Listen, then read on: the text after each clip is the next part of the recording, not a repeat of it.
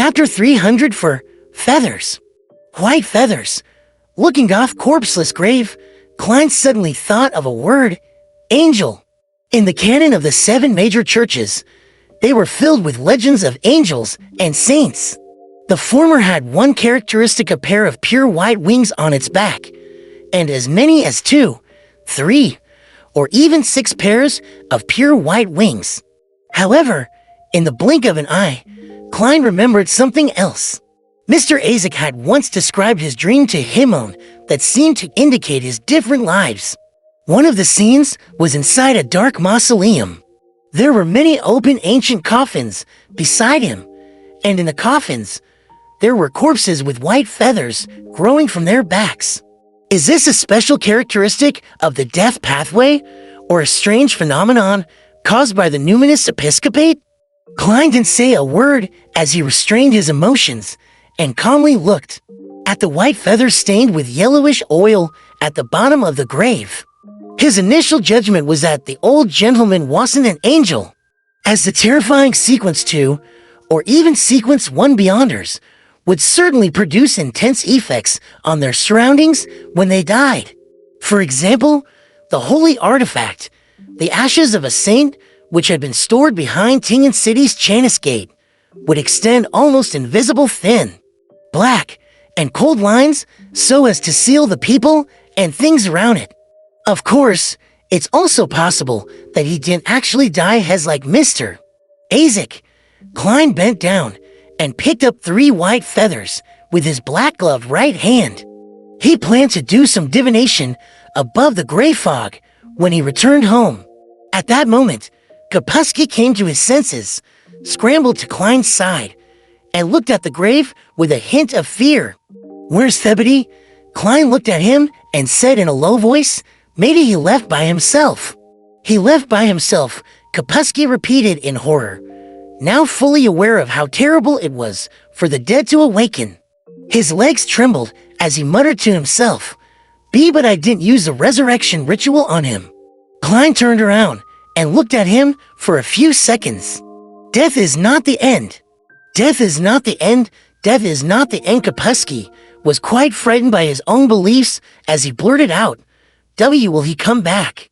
Well, the copper whistle had summoned a messenger, which probably corresponds to the old gentleman. In other words, by giving the messenger a letter, it is equivalent to sending a letter to the old gentleman, a man who has been dead for almost half a year. I wonder where he went and what kind of state he is in. In response to Kapusky's question, Klein gave him an indifferent reminder. "Don't blow that copper whistle again." "You mean the copper whistle will draw him back?" Kapusky asked in horror. Before Klein could reply, he asked again, "See, can you help me throw this copper whistle into the Tussock River? If you can't, I'll do it myself." "Weren't you interested in the philosophy of death?" Klein lampooned as he reached out to take Kapusky's copper whistle. He was planning on sending the dead man a letter when the conditions were right to see what would happen. Of course, the prerequisite for all of this was that he was certain that there wasn't too much danger involved. After instructing Kapusky to fill up the grave again, Klein had a brief exchange with him about the spirit dance and the corresponding mysticism knowledge, enriching his own knowledge. He also asked Kapusky in detail about how he laid the old gentleman's body, facing down, in accordance with his last words. Under certain special circumstances, using spirit dance to replace part of the cumbersome setup for ritualistic magic would be more effective and simple, seeing that he had achieved his goal. Klein warned Kapusky to stop dabbling with the so-called resurrection rituals. Then, he left the street through the garden and took a long detour via carriage to East Borough.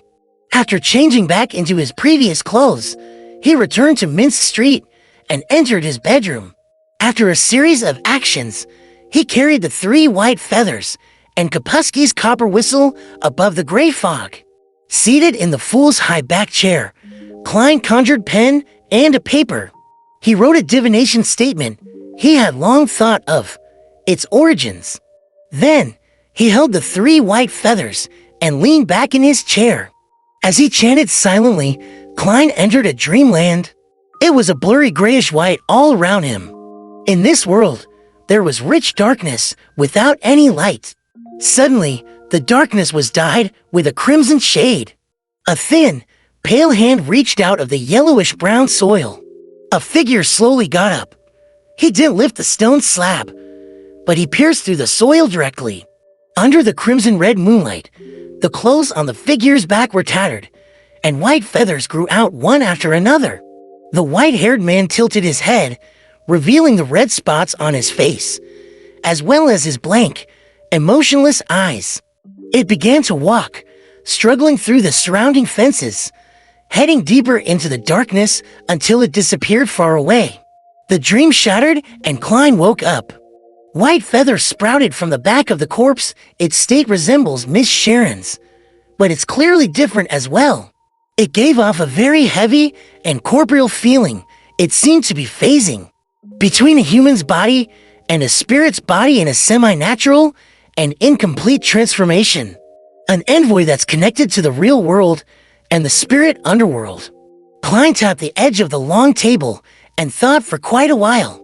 Then, he divined whether there was any danger in using the copper whistle he received from Kapusky at that very moment and received a positive answer. Furthermore, the spirit pendulum moved with great amplitude and high frequencies. It's a pity that I can't directly use the copper whistle above the gray fog. The messenger wouldn't be able to enter at all. Otherwise, there wouldn't be any danger. After muttering to himself, Klein descended through the gray fog and returned to the real world. Early morning, in the relatively refreshing woods in Empress Burrow, the apothecary, with a round face who was in his 30s, appeared in a secluded corner and stored the herbs that he had secretly planted into a leather bag that he carried around with him. After completing the mission for the day, he straightened his back and he began to stretch his body. He mumbled to himself in great satisfaction, "Sure enough, my physical constitution has improved. I'm no longer like what I was before, where I was relatively resistant to poisonous elements. However, why is my sequence 8 beast tamer? What does this have to do with apothecary? Well, an apothecary tames and uses plants and parts of animals that have lost their lives, while a beast tamer tames and uses living animals. Does it include beyonder creatures? Then, will my sequence 7 be able to tame and use humans? The old geezer didn't even tell me the name of sequence 7, nor did he give me the formula. When I stabilize, I'll have to try contacting him." The apothecary began punching and kicking to get used to his strengthened body. He only stopped when he was utterly exhausted. Whoosh, while panting, he began to consider a serious problem. How should a beast tamer act? Beast tamer, how should it be done? Look for animals and tame them. As the apothecary was mumbling to himself, he suddenly sensed something and looked towards the artificial lake. There was a huge golden retriever running happily. The large golden retriever seemed to notice his gaze as it suddenly turned its head to look at him. As their gazes met in midair, the large golden retriever froze for a moment. Then, it nimbly turned around and ran away, disappearing without a trace. In the Hall family's luxurious villa, Susie returned to a piano room and sat beside Audrey's feet, her tongue hanging out as she panted heavily. It waited until the blonde girl finished playing a song before it said in fear, "Audrey, I met a scary guy. His eyes were scary. Is that so? What did he want to do to you?" Audrey asked, curious and concerned. Susie thought for a moment and said, "I don't know either. In short, he's very dangerous. That was my intuition." "What does he look like?" Audrey considered letting the guards and attendants warn the man. "I didn't see him clearly. I feel that he is my natural enemy." Susie replied in all seriousness. "Your natural enemy, a dog-type nemesis." Audrey gave a reserved smile. "Susie, don't go into those woods for now." "Woof, Audrey, were you in a bad mood?" "I could tell from your piano music," Susie asked. Audrey nodded gently and said, Yea, I just received word from Glain that Furs and Jean wanted to inform me that this evening's gathering has been cancelled. I was originally planning to exchange some Beyonder ingredients for you, and also attempt to come into contact with people from the psychology alchemist added silently in her heart. Why? Susie asked, puzzled. Audrey thought for a moment before replying. It's said to be a result of the serial murders. On Saturday morning, Backlund's air was as bad as usual. Klein was trying to make a noodle dish, which he loved to eat as a child. For this, he bought higher quality flour, added water and sugar, and mixed it to form a pot of thin paste. Then, he poured oil into the pot and moistened the surface. After the oil heated up, he scooped up some of the flour paste with his soup spoon and poured it to the side of the pot, spreading it thin. Amidst the sizzling sounds, he spread out several flat pieces of bread, and the fragrance of the flour gradually emanated. When he was almost done, he removed the soft flat pieces of bread, one by one, and put them on the plate. Then, he added water and turned the remaining materials into batter. As soon as he returned to the dining room with the flatbread and paste, Klein impatiently tore off a piece and stuffed it into his mouth. The flat piece of bread only had a rich fragrance of wheat and a sweet taste that whetted his appetite. It was simple and plain, but it was exceptionally delicious. It's the taste from my memories, Klein quickly ate, occasionally drinking a mouthful of the paste. As he was almost done eating and started to slow down, the doorbell suddenly rang. A new commission. Klein took off his napkin, wiped his hands, and got up to go to the door. Before he touched the handle, the image of a visitor appeared in his mind. It was a middle-aged gentleman with white sideburns, a thin face, and an outstanding temperament. It was the private detective, Isengard Stanton, who could get an invitation from the police. Why is he here? Klein opened the door in puzzlement and asked with a smile, "Good morning, Mr. Stanton. Is there some effing?" Isengard took off his half-top hat and smiled.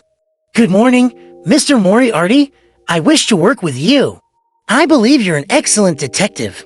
After all, you previously managed to lead your investigations all the way to East Balham Dock and the Dock Union all by yourself. Cooperate?" Klein didn't hide his surprise.